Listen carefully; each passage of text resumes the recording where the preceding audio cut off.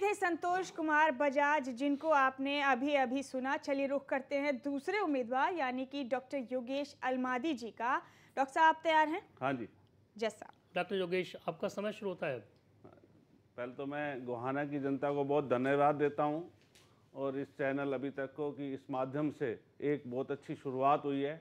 अच्छे लोग सामने आएंगे तो राजनीति से जो गंदगी है वो दूर हो सकती है। जैसा कि आपको पता है, गोहाना एक पिछड़ा इलाका है। यहाँ पे कोई इंडस्ट्रीज़ नहीं है, लोग बेरोज़गार बहुत हैं, युवा लोग। तो आने पे सबसे पहले स्मॉल स्केल इंडस्ट्रीज़ और 2-3 बड़ी इंडस्ट्रीज़ के लिए मैं कोशिश करूँगा कि यहाँ की आम जनता को रोज़गार मिल सके। हर एक आम जनता में ये एक चाहत होती है कि वो स्वच्छ और भयमुक्त शासन के वातावरण में जी सके। तो उसके लिए मैं कोशिश करूँगा कि जो है यहाँ पे साफ़ सफाई का अच्छी तरह से ध्यान हर एक गांव में, हर एक शहर में, अपने शहरों में इसका ध्यान रखा जाए। और जो है लोगों को अच्छा अगर रोज़गार मिलेगा तो वो और गलत जगह पे गलत जीवन जीने के लिए मजबूर नहीं होंगे, वो अच्छी तरफ की सोच रखेंगे। और एक जो बहुत बड़ी समस्या है कि ये कस्टोडियन एक डिपार्टमेंट था, उसके पास 54,000 एकड़ ज़मीन अभी भी है। जो पश्चिमी पाकिस्तान, जो पंजाब से लोग विस्थापित होकर आए, तो उनकी ये ज़मीन उनको मिलनी चाहिए थी, पर अभी तक भी वो ज़मीन में से 54,000 एकड़ अभी तक उनको नहीं मिली है, जो कि जिनके वो बहुत ही पात्र हैं। और मैं अगर आया तो मैं इसका प्रयास करूँगा कि वो ज़मीन जो है बेशक किसी भी तरह से खंगालना पड़े कि रिकॉर्ड कि किसकी वो ज़मीन है, किसकी वो वाकई में जो उसके सही पात्र हैं, उस तक वो ज़मीन उनको पहुँचे। इसके लिए बेशक हमें सरकार के माध्यम से समाचार पत्रों का सहारा लेना पड़े, कोई और ऐड देनी पड़े, उनका पूरा खंगाल के और उनको जो उचित उनका है पात्र हैं उनको वो ज़मीन दिलवाने की कोशिश मेरी तरफ से रहेगी। और भ्रष्टाचार, भयमुक्त शासन, ये प्राथमिकता रहेंगी। धन्यवाद। अभी आपका समय है, आधा मिनट बोलना चाहेंगे? बस। डॉक्टर योगेश अलमादी का संबोधन आपने सुना। हालांकि आपने अपना वक्त पूरा नहीं लिया। बहरहाल हम बढ़ेंगे आगे और अब नत्था सिंह सैनी जी, आपका अंदाज देखेंगे कि आप कैसे अपने संबोधन में अपने हल्के की समस्याएं और आपका विजन जनता और जूरी के सामने रखते हैं। जैसा मैं प्रतिभागियों से कहना चाहूँगा कि अपना समय पूरा करने की कोशिश कीजिए। नत्था सिंह जी, आपका समय शुरू होता है अब। सबसे पहले मैं गोहाना की जनता को धन्यवाद करूँगा, उन्होंने मेरे को अच्छे अंक दे के यहाँ टॉप 6 में पहुँचाया। इसके बाद गोहाना की जो समस्याएँ हैं, सबसे बड़ी समस्या है भ्रष्टाचार। प्रशासन में इतना ज़्यादा है कि कहीं भी किसी दफ्तर में जाओ, वहाँ पे बगैर पैसे लिए दिए कोई काम नहीं होता है। वो एक बहुत बड़ी समस्या है।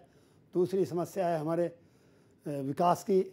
विकास का मतलब है हर आदमी अलग अलग अंदाज से लेता है, पर मैं जो मानता हूँ विकास हम जो आम आदमी है उसका आर्थिक विकास कैसे हो, उसकी आमदन कैसे बढ़ाई जाए, इस पे हम काम करेंगे। क्योंकि आज के दिन जो देहात में जहाँ तक की बात है, 71% हरियाणा में 3 किले से कम के ज़मींदार हो गए हैं। उनके लिए ना वो छोड़े बनता है, ना उसमें कुछ काम करे बनता है। उनका कोई आमदन नहीं है कि वो अपने बच्चों को बढ़ा सकें, अपना खुद का काम कर सकें या शादी ब्याह कर सकें। उसने सरकार पे निर्भर रहना पड़ता है। बड़े ज़मींदार को चलो काम चल जाता है, पर छोटा ज़मींदार है उसका हम निदान करेंगे, वो भी एक बहुत बड़ी समस्या है। तीसरी समस्या जो है इसकी, जो जिन लोगों के पास, जिस परिवार में ना कोई नौकरी है, ना दुकानदारी है और ना ही ज़मीन है, ऐसे कम से कम 50% हरियाणा में परिवार हैं जिनके पास इन 3 में से कोई भी साधन नहीं है। और सबसे ज़्यादा महंगाई उन आदमियों को दुखी करती है और सरकार कभी कोई भी आए वो उनके लिए कुछ नहीं करती है। उनको ऊपर उठाने का काम भी करेंगे। उनके पास भी मेरा एक विज़न है कि मैं इनके लिए कैसे काम कर सकता हूँ। और ज़मींदार के लिए कोऑपरेटिव सोसाइटीज़ का है, जिसमें मैं खुद इन्वॉल्व हूँ। 15 आदमी काम कर रहे हैं इसमें, ख़ासतौर से गोहाना में। अभी रिसेंटली हमने एक मीटिंग बुलाई थी और उसमें 12 मेंबर जो है कोऑपरेटिव सोसाइटी के बन गए उनकी ज़मीनें लेके कोऑपरेटिव सेल्फ डिपेंडेंट, ना कि सरकारी माध्यम से कोई कुछ नहीं होगा, ना सरकार की दखलंदाजी होगी, उसको रजिस्टर करा के उनकी आमदन के साधन बढ़ाएंगे और ज़्यादा काम करेंगे जो मज़दूर तबका है उसके लिए। फिर रह गया, मैं बहुत ही ज़मीन से जुड़ा हुआ आदमी हूँ, बहुत साधारण व्यक्ति हूँ। मैंने जो पिछला चुनाव लड़ा बिल्कुल साइकिल पे चल के लड़ा। मैं हर समस्या को बड़ी बारीकी से देखता हूँ और मेरी एनालाइजिंग कैपेसिटी इतनी है कि मैं इसका कारण क्या है, कैसे निदान हो सकता है, इन पे बस में मैं चलता हूँ, दफ्तर में मैं जाता हूँ, हर समस्या, आम आदमी क्या समस्याएं फेस कर रहा है उसके लिए मैं रीजन आउट करता हूँ और उसका निदान भी सोचता हूँ। और वो मैं अगर जनता मुझे अगर चुनती है तो मैं उन सब समस्याओं का जितनी मेरे सामने आती हैं, क्योंकि पर्सनली फेस करता हूँ, मैं उनका निदान करने की कोशिश करूँगा जेन केन प्रेकरण, और अपने आचरण से, अपनी काबिलियत से और अफसरों के माध्यम से उनके साथ तालमेल बिठा के उन लोगों का समस्याओं को दूर करूँगा। और इसलिए मैं अपनी जनता से अपील करता हूँ कि वो मुझे उम्मीदवार मुझे चुनकर भेजें। आपका समय ही समाप्त होता है नत्था सिंह जी। ये थे तीसरे उम्मीदवार नत्था सिंह सैनी, जिनका संबोधन आपने अभी अभी सुना। और अब बढ़ते हैं अगले उम्मीदवार की तरफ, जिनका नाम है पंडित उमेश शर्मा जी। आप तैयार हैं शर्मा जी? नमस्कार जी, आप सबको नमस्कार करता हूँ, धन्यवाद करता हूँ और आपका शुक्रिया अदा करता हूँ कि आपने हमारी आवाज़ को समझा है और जनता ने समझा है। जहाँ तक सवाल है, हमारा विज़न है, हम व्यवस्था परिवर्तन के ऊपर काम करना चाहते हैं।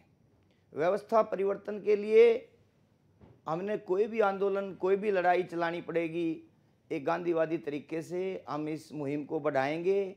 व्यवस्था परिवर्तन में आज बड़ी समस्याएं हैं, शिक्षा, चिकित्सा, सुरक्षा व्यवस्था पूरी की पूरी एक खराब हो चुकी है। देश की आज़ादी के बाद मात्र 10-15 साल तक ठीक सिस्टम चला था। सरकारी स्कूल में पढ़ाई होती थी, सरकारी हॉस्पिटल में इलाज होता था और एक लोक लाज के साथ एक सिस्टम चलता था। लेकिन आज बड़ी समस्याएं हैं, महंगाई की मार है और जहाँ तक एक स्टेट की आवाज़ उठाने का सवाल है, वो भी हम विधानसभा में जाकर के उठाएंगे कि जो पावर एक सेंट्रलाइज हो चुकी है, खाली मुख्यमंत्री, एक जो भी मुख्यमंत्री बनता है वो केवल अपने इलाके के काम करता है, नौकरियां अपने इलाके की लगाता है। तो ये इसके लिए हम लड़ाई लड़ेंगे कि इसका एक ही इलाज है कि सिफारिश नौकरियों में बिल्कुल बंद कराएंगे और मेरिट के आधार पर नियुक्तियां नौकरियों की, और विकास की बात है, चाहे उद्योग लगने की बात है, चाहे फ्लाईओवर बनने की बात है, हम जो है पक्षपात नहीं होने देंगे और विधानसभा में पूरी प्रदेश की आवाज़ को उठाएंगे। और इलाके की गोहाना का जहाँ तक सवाल है, गोहाना के अंदर जब से गोहाना बना है उसके बाद एक गवर्नमेंट कॉलेज बना, बहुत छोटा सा कॉलेज है, मात्र 2-3 एकड़ में, और पुराना वही कॉलेज है। हम जो है गवर्नमेंट कॉलेज, एक बहुत बड़ा गवर्नमेंट कॉलेज गोहाना के अंदर बनवाएंगे। बाईपास की समस्या, सीवरेज की समस्या, इन सारी समस्याओं का हम निदान कराएंगे और सरकारी स्कूलों में विशेष तौर पर गरीब आदमी अपने बच्चे पढ़ा नहीं सकता, गरीब आदमी अपना इलाज प्राइवेट हॉस्पिटलों में कराने के लिए सक्षम नहीं है, तो सरकारी हॉस्पिटल तो 10-10 एकड़ में बने हुए हैं और प्राइवेट हॉस्पिटल मात्र एक 100 गज में है, वहाँ इलाज होता है, सरकारी हॉस्पिटल में इलाज नहीं होता।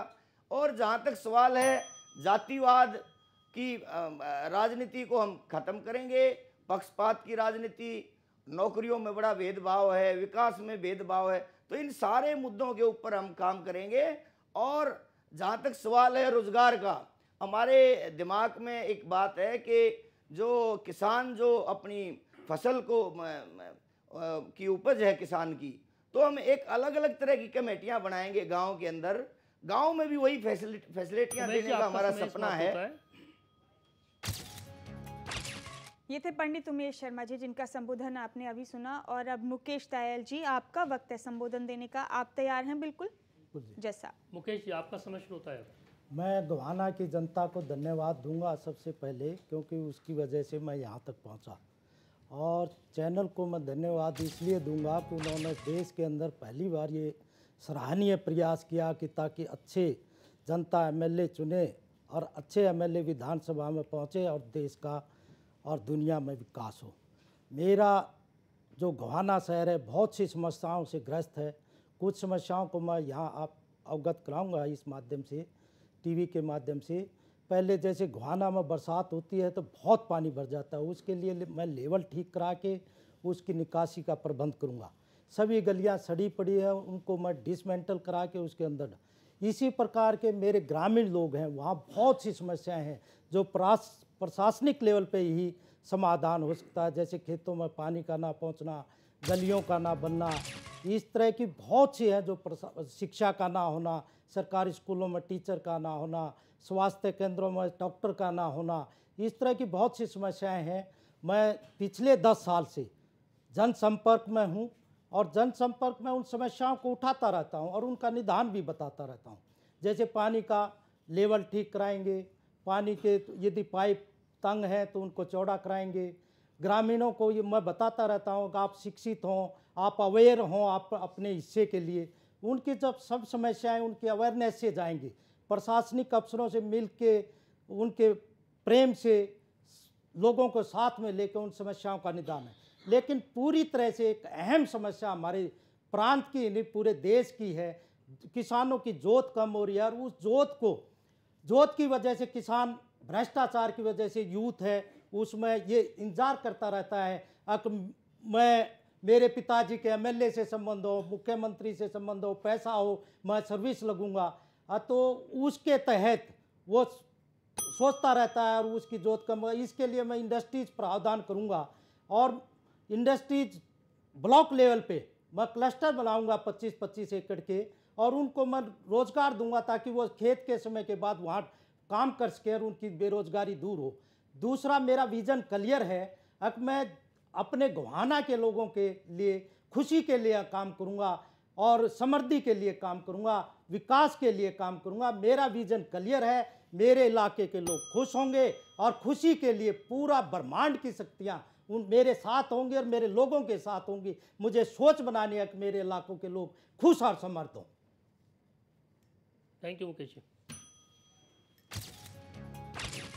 ये थे मुकेश सायल। हालांकि आपने भी अपना पूरा वक्त नहीं लिया। बहरहाल बढ़ेंगे आगे और अब महज एक ही उम्मीदवार बाकी हैं, ओम प्रकाश गोयल जी। चलिए उनका भी अंदाज देखते हैं कि वो कैसे अपने संबोधन में अपना विजन और अपने हलके को लेकर अपनी बात रखते हैं जनता के सामने और जूरी के सामने। आप तैयार हैं ओम प्रकाश जी?